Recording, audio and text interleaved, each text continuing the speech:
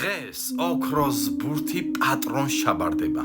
აფსუს, პროფესორო, აფსუს, მე მგონი წინასწარი მონაცემებით დემბელე ოქროს ბურთს ჩაიბარებს და ზის ახლა ბარსელონას გულამღრეული გულშემატკივარი და ფიქრობს. პრინციპში მეც ასე ვფიქრობ.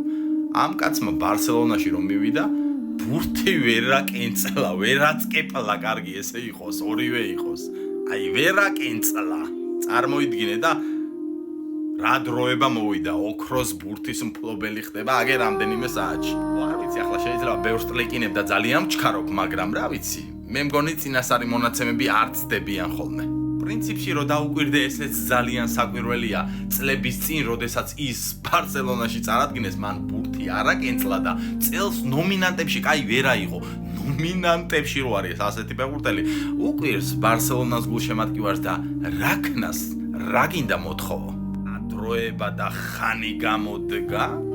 აქეთ მესის ეპოქა, აქეთ რონალდოს ეპოქა, როგორი გაზულუქებული ვიყავით ამით და ახლა დემბელე ყავს მთავარი ფავორიტი.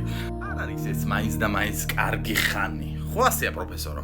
დემბელე რო იღებს ოქროს ბურთს რაღაცაშია საქმე. არ არის მაინც და მაინც კარგი პერიოდი დიდებული საფეხბურთო სანახაობისთვის. მე მგონი არ ვცდები. ამაზე ლაპარაკი ზედმეტია, რომ დემბელე ყველაზე მეტად იმსახურებს წელს. უბრალოდ უცნაურია, რომ მის გარდა სხვა არავინ არ გამოდგა ისეთი, რომ ეს მოეგო. და წარმოიდგინე გათენდა ხვალიდელი დღე და რაფინიას უჭირავს ოქროს ბურთი. რა შვები. ისე ხუმრობა იქით იყოს და რას ფიქრობ, ვინ გახდება 2025 წლის ოქროს ბურთის მფლობელი და მსოფლიოს საუკეთესო ფეხბურთელი. მეტი საინტერესო ვიდეოების შეგიძლიათ ჩემი გვერდი გამოიწერო და ვიდეოც გააზიარო. ესო სამშობლოს თუ არა ვიღაცას მაინც გამოადექი, გამოიწერე გვერდი, გოჩა